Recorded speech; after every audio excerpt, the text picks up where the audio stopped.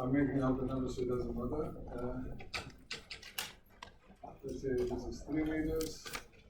Let's say this is 4 meters. Let's say this is the light of 100. Let's say here we had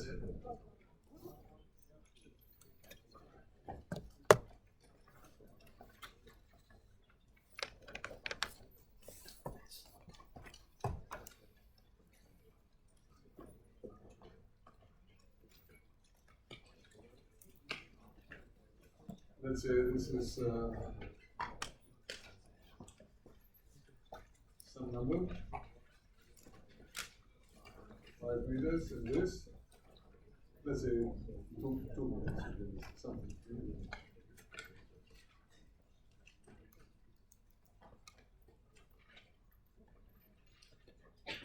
And the vertical load is 15. Why you make it some round number so it's easier. Yeah, make it 30. Okay. No, I mean, don't make it 20. Don't make it 15 because we'll end up with a lot of decimals. Okay. So let's say something. Okay, doesn't matter. All right. Okay, I want you to know very easily the steps to draw properly a moment diagram. Okay, and I'm going to do it 2 ways. One way I'm going to do the analytical expressions for each segment, right? Another one is we'll try to decompose into simple shapes. Okay, so we're going to do it. Okay. So step number 1, whenever I give you a problem, is to first of all tell me if this is if it's stable. First of all, if it is stable, and if it is stable, tell me if it is statically determinate or not. And if it is statically determinate, I hope it's statically determinate at this stage because we don't know how to do it determinate. Later we will know how to do it determinate. So no matter what, you will need to define is it determinate or not. We need to say, okay? So in this case, we will show that it's determinate. Then we're going to calculate the reactions, and etc. etc. So let's look at the steps one by one. So the first thing is it a stable or not structure? We look at the structure, it's made out of 2 parts, part 1, part 2, right? Part 1 clearly has a center of rotation here. Part 2 clearly has a center of rotation here. This is a common point. The 2 centers of rotation, the common point, don't lie in the same straight line. That means the center of rotation 2 should lie along this direction, but it is actually here. So it means we don't have centers of, we cannot define centers of rotation. Therefore, the structure is a stable structure. Okay? So finish. This is stable. Once we know it's stable, we count to see the number of unknowns. We realize that we have 2 unknowns here, reactions. We have 2 unknown reactions here. So 4. So looking at the whole thing, at first we say 4 unknowns with 3 equations, but it's not the case because we have 2 bodies, and therefore we can, on top of this, we can introduce the 2 unknown interaction forces, horizontal vertical forces at this common point, right? So we have 2, 4, 6 points, 6 unknown reactions, and we need to satisfy 3 equations for one body and 3 for the other one, or 3 for the entire and 3 for one, okay? Up to you. The important thing is you have 6 unknowns and 6 equations, so you should be able to solve for this, right? Okay. Now, the next thing is, how do we, because we have 6 equations, 6 unknowns, you don't want to write 6 equations with 6 unknowns, it will be nightmare. So you need to think what easy equations you can write, okay? So what you want to do is you want, of course, to break the system and look, for example, at this body or at the left body, up to you. Let's look at the right body. And we're going to take moments around this point, right? That means I'm going to use, out of the 3 equations for this body, I'm going to use only the moment equation about this point to get a relationship between these 2 unknown reactions, Ex and Ey. And similarly. And once I do that, so I have one equation which involves Ex and Ey, taking moments about this point. And then from the overall equations, I could take moments about A and find another equation which involves Ex and Ey. Let's do that. Okay, from sigma, sum of the moments, about point A for the entire structure is equal to 0. I write with blue because people say it's easier to see. Okay, anyways, I'll write the first equation, some of them was about point E. A, okay, so we have EY times 10. Right? This is the total moment. AX, AY, and EX don't create any moment about point A. And then I have this force, which is 30 kilonewton per meter over 10 meters. It is 300 kilonewton at a distance of 5 meters. So I have minus 300 times 5. It's in the direction, right? And then let's say this is in the middle. Let's make this in the middle, 2 meters. So minus 100 times 2, the moment of this force about this point, is equal to 0. From here, EY, 1500, 1700 is 170.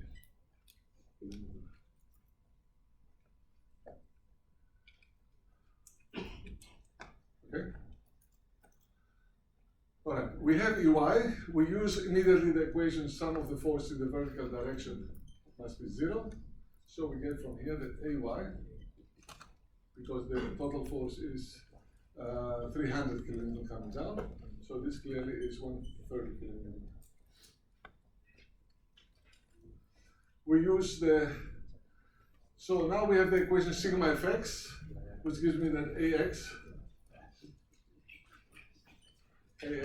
plus EX is equal to 0. This is plus 100 is equal to 0. But I need one more equation to show for AX and EX. I take the sum of the moments about point C, but not for the entire structure, so I'm going to say clearly for the right structure, that is for the structure CDE, okay? And what we have about point C, we have EX times 4 plus EY times 2 plus 100 times 2, again, this, and this is 2 meters, so it's a 60 kilonewton acting at 1 meter, so it's minus 60 times 1 is equal to 0. EY is equal to 170, so EX times 4 plus this is 170 to 240 plus 200 minus 60 is equal to 0. Okay. So from here, EX is equal to 120 minus 120. Let me show. 20 minus 60 is 140. 140 plus the 8 is 480. 480 over 4 is 120, minus 120. Okay. So we found EX. We go now here and we find that AX is based on this times 120. It is plus 20.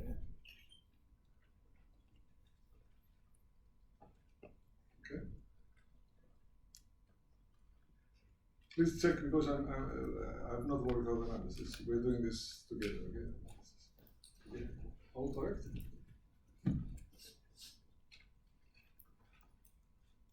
So EX times 4 plus EY times 2.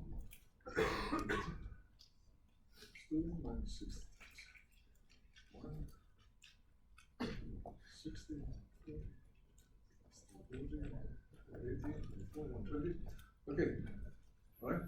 So we found all the reactions. So that's the step number 1, always to find the reactions. EY was 170. AY was 130. AX was plus 20 to the right, and EX was minus 120. That means it's in the opposite direction. But I leave it like this, minus 120. Okay.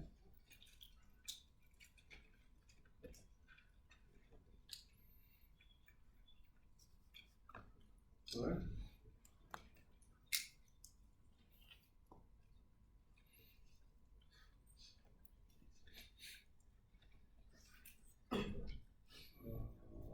I have a problem. Wait 1 second. No, it's correct. Yeah. Okay.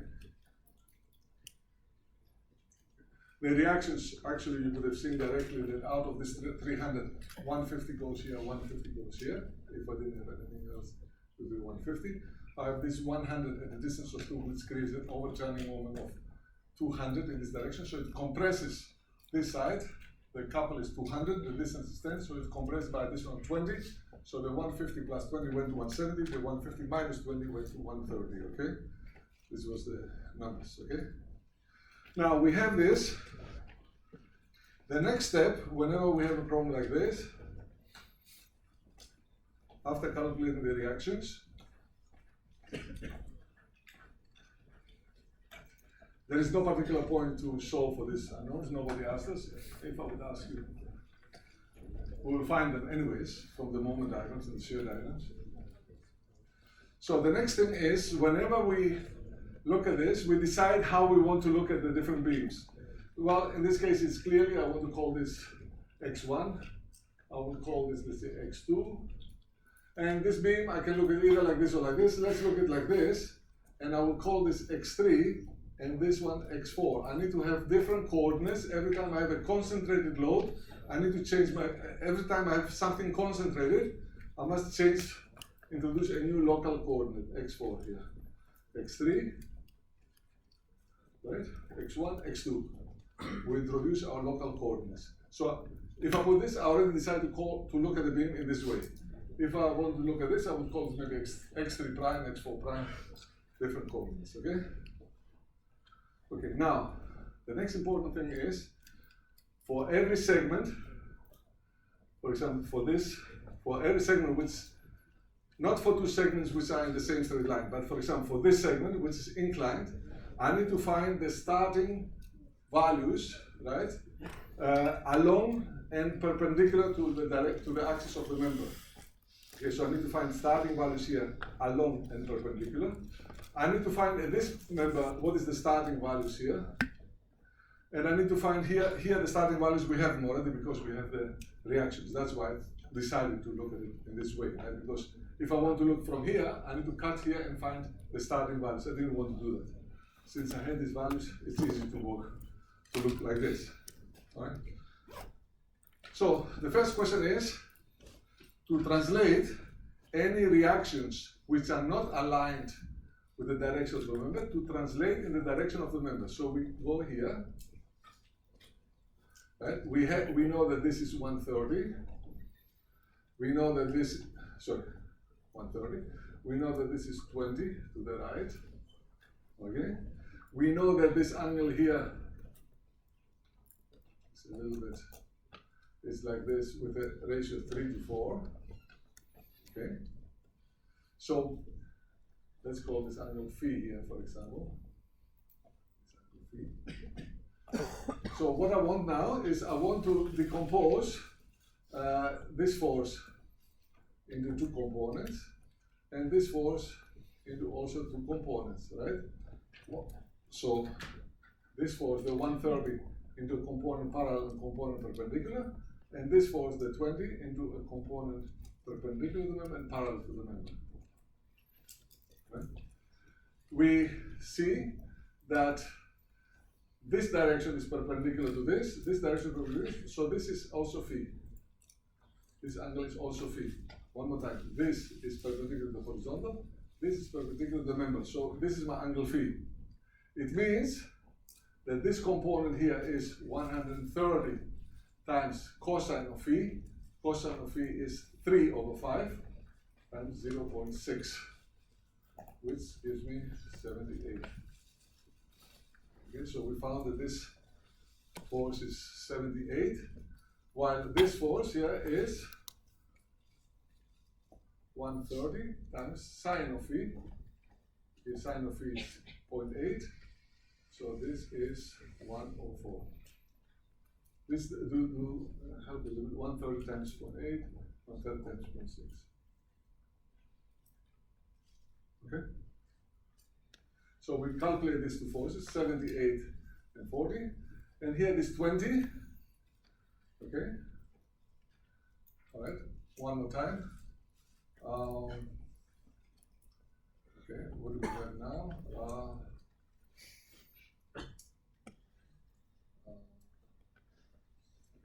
So this component will be 20. Okay. This component for this member was sine, so this must be cosine. This is 0.6, so this is 12. Okay. This component, if the one had sine, the other one will have cosine. And if this was whatever it was cosine, this will be sine. So this will be 20 times 0.8. So basically, what we're saying is that this member here, there is a total force in this direction, which is 104, right? Plus 12 is 116. And in this direction, a total force which is 78 minus 16 is 62. Okay, this is what we have. If I'm mistaken, okay?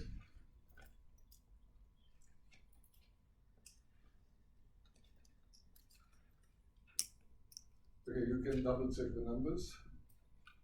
I hope you're okay. Okay, so we analyzed these two forces into the resultant force along this direction. It was 104 plus 12, and the other one was 78 minus 16 was 62. Okay? Check my calculations. Okay, so this is okay. So we know what the starting values are.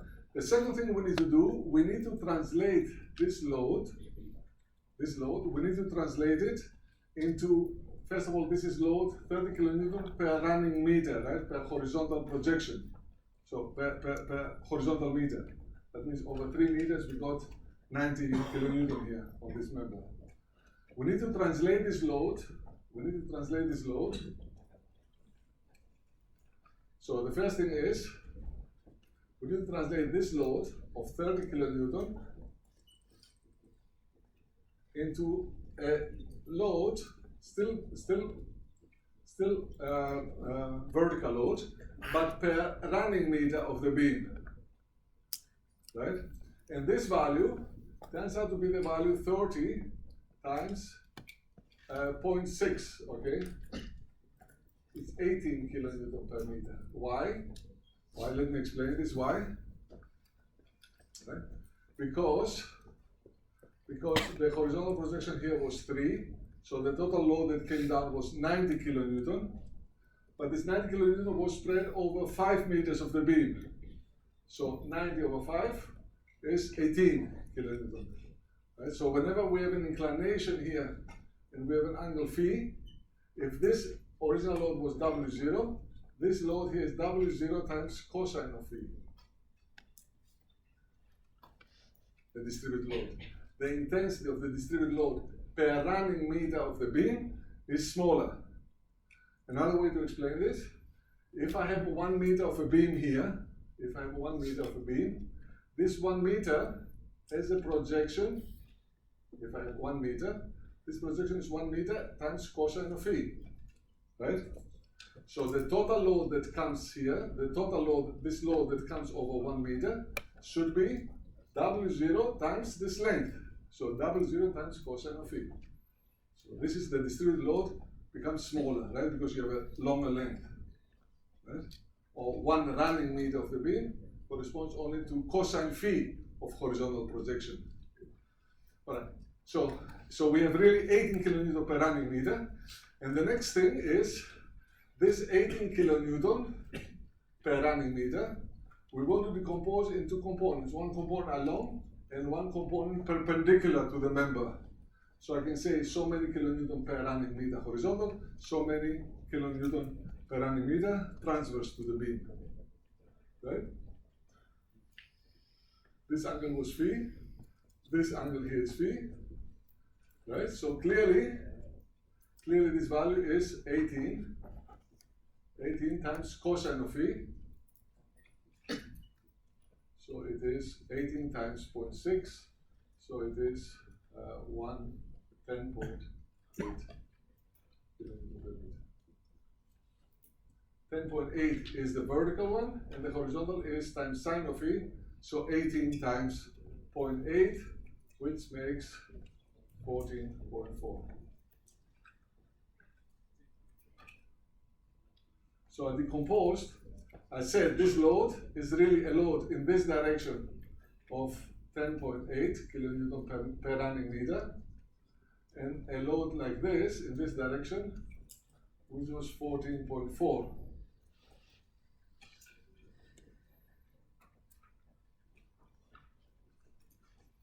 Okay.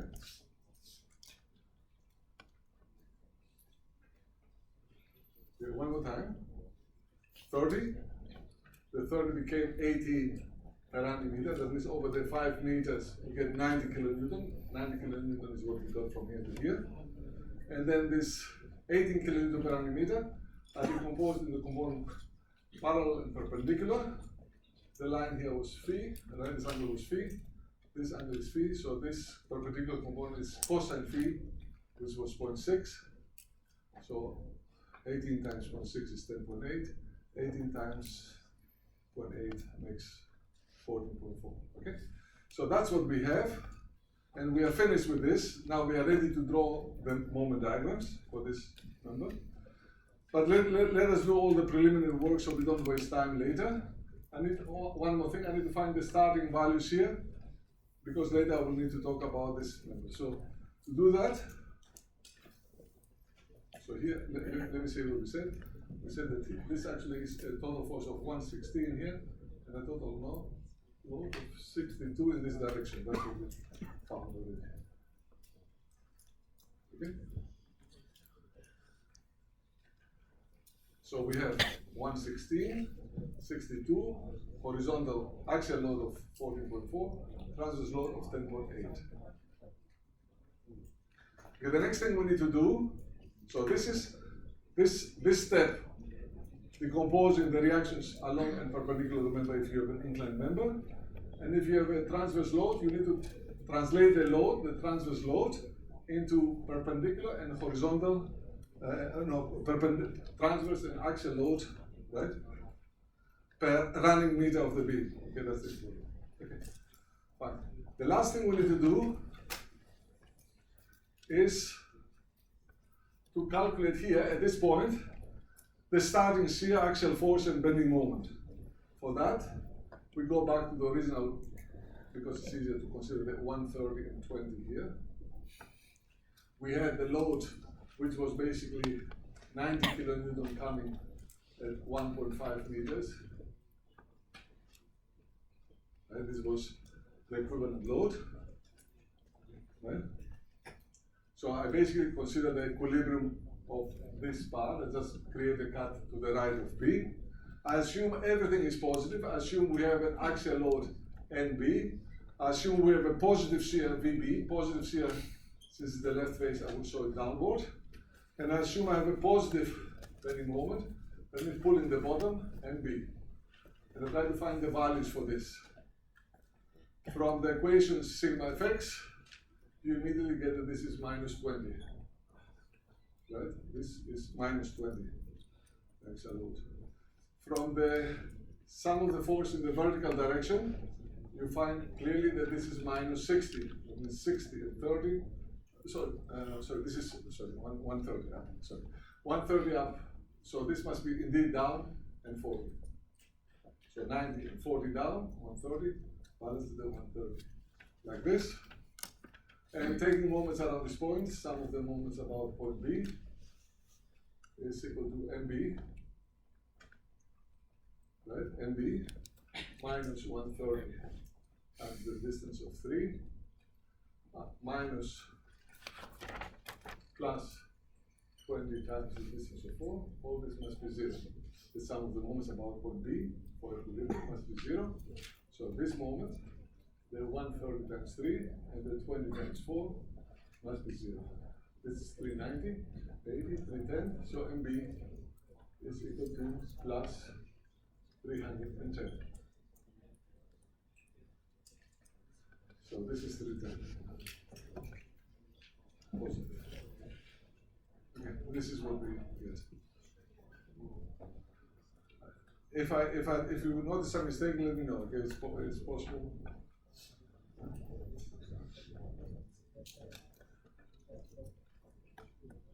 Which loading?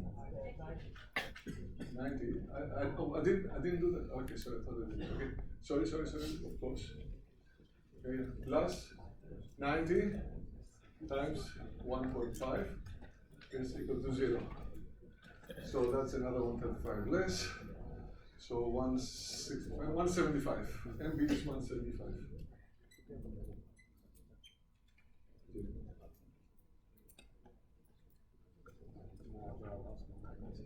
Please check the numbers, okay? Okay, so MB is 175. See? Exactly. That's why I can take it easy, because I know somebody is watching, okay? Okay, thank you. All right. I think it's very important that we do something where we don't know the numbers, we don't know anything, so we can see, everybody pays attention. Okay, it's better. Right? So now we are ready to really go ahead and draw the diagrams, and we're going to do that. Okay, so I'm going to write these numbers what we found. We found that this point, basically the moment here was 175. We said the shear was plus 40, it was indeed in this direction, and the axial force was minus 20. So we had axial force 20, it was like this. Okay, this is, I can delete everything else, we don't need anything of the rest. Okay.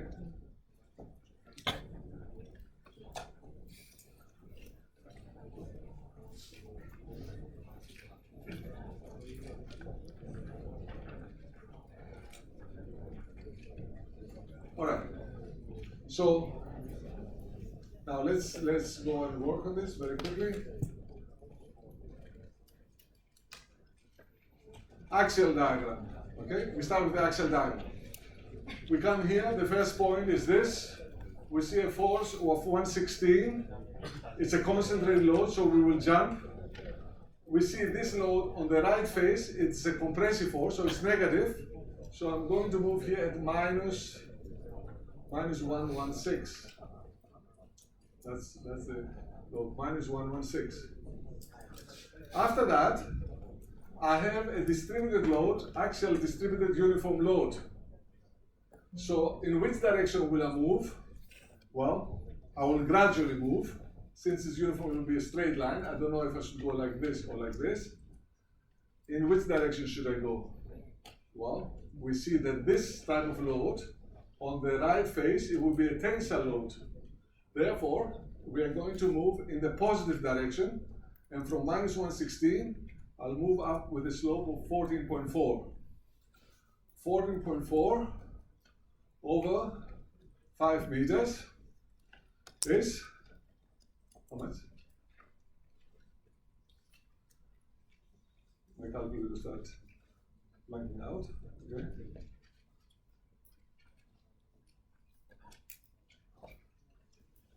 $72, right? We gain 72. Right? 14.4 times 5. Okay, 72. We were at minus 116, so we gained 72.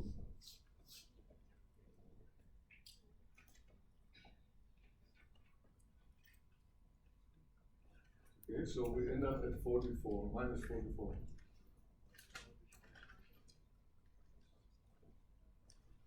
Okay, so we move from minus 116 to minus 44, and this is all negative. The expression n as a function of x1 is minus 116 plus 14.4, because we see we're increasing, times x1. Finished, right? Okay, I'll be asking questions now. For the horizontal member, point B, what do I start with, the axial diagram? What's your name again? Yeah. The axial diagram here, what would it be?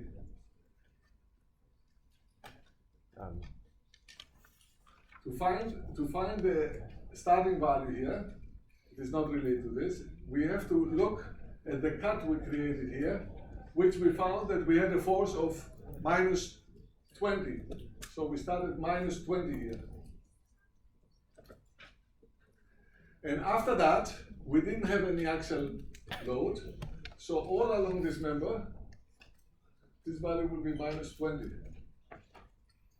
So n as a function of x2 is minus 20. And for the last member, what will I say? I start looking from here. I look at the starting value. The starting value is a constant load of 170. So I jump at negative 170. And all along this member, nothing changes. So the diagram is all along negative 170. So n of x3 is negative 170. Okay, that's it. We defined fully the axial diagram. Okay, this is what. Maybe let me draw the diagram with the red line. So this is the red line here. This is the red line here. And this is the red line here. Okay. So this shows what the values were. Now let's go and look at the most important thing, which is the shear and the bending moment diagram. So again, we draw our frame, and I'm going to draw with, let's say, red color the shear diagram. Okay, shear. We start from the left. The left here, we found that the total reaction in this direction was 62, pushing up. Pushing up means we're going in the positive direction, so we end up at plus 62. Plus 62. And then I had 10.8 kilonewton per running meter over 5 meters.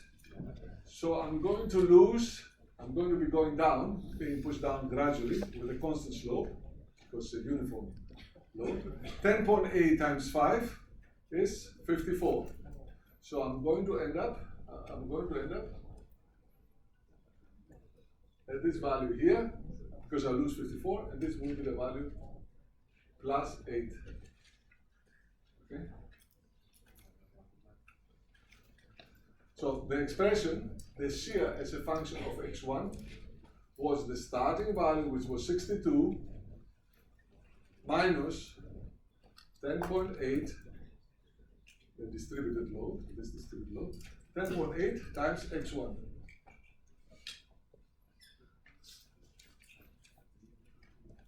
Okay. Let's go to x2, the horizontal one. So we need to find the starting value. The starting value here, the shear at this point, we calculated already, it was 40, plus 40. So I'm moving up, plus 40,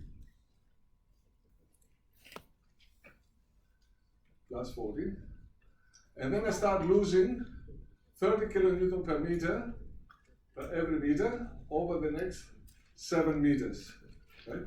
So over the next 7 meters, I'm going to lose 7 times 30, 210. So I'm going to end up at minus 170.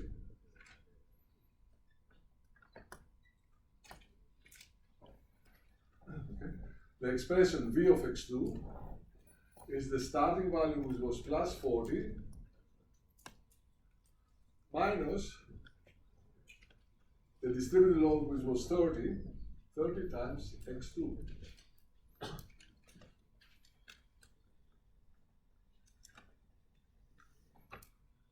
Okay, finished. That's the whole story. Nothing happens at this point. This is no special point. It is because all that matters is the loads we have. The loads are continuous, uniform, so it is a straight line. Now to go here, we look at this point. This point we had that Ex was minus 120, that means it was really in this direction, so it was pushing us up. So we go here and we move plus 120. Okay, because the axial force, the shear force, the reaction, the horizontal reaction was pushing to the left. And after that, actually, nothing happened between here and here. We didn't have any transverse load, so the shear must stay constant up to this point where we drop by 100 and we end up at plus 20. And then between here and here again, it stays constant until there. So V of x3 is 120 and V of x4 is 20. V of x3 is this, x4 is this.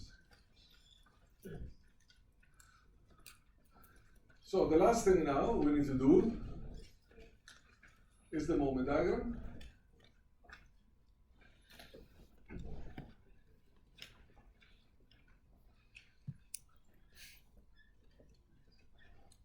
Okay. We come to this point the moment is 0. So it means our moment diagram here starts at 0. We have a positive shear. It means we must be going in the positive direction. Positive direction always for moment diagrams down. Right? So we are moving down.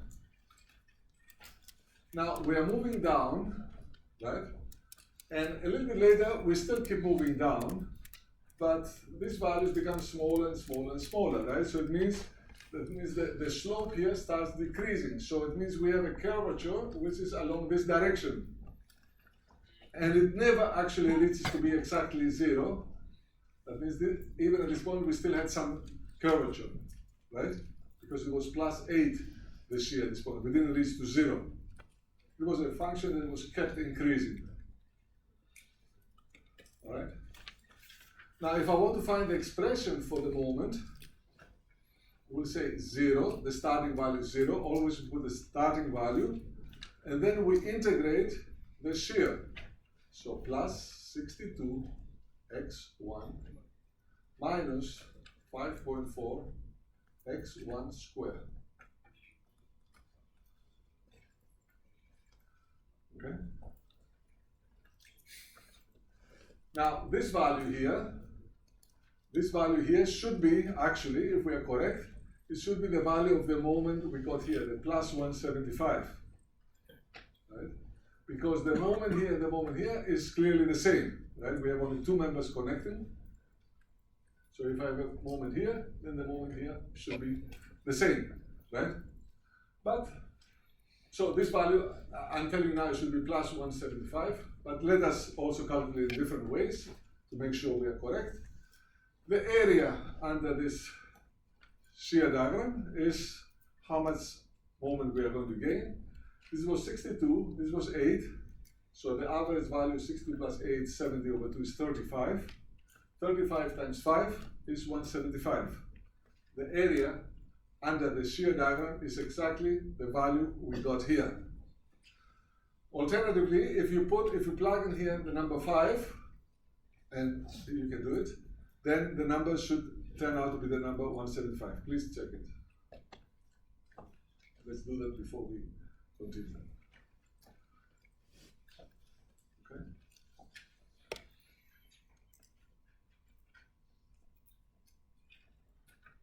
Okay. So it's correct. Now, we go to the horizontal member. The starting value is plus 175. It means we plot it on the bottom side because positive we plot at the bottom, plus 175. Now we look at this, we have a positive shear, so it means we must be going down.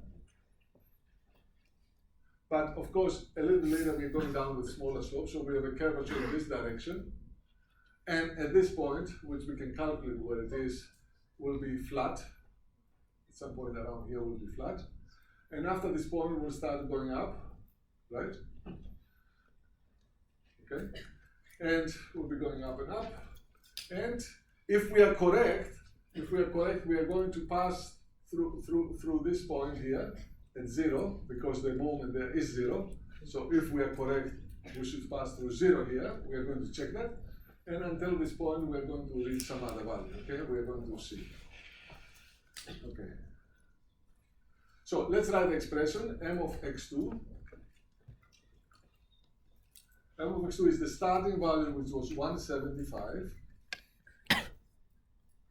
The shear value we already calculated, so it's the integral of this, so plus 40x2 minus 15x2 squared. This is the analytical expression which gives us this curve. If I plug x2 equal to 5, I better get 0 here. Let's see. 175, 40 times 5 is 200, so 375. 15 times 25 is 375. It's correct. We pass through 0 here. Okay? And if I want to find the value here, I will plug the value 7, and somebody can do it and tell me what is the value. What is the value when you plug 7 here?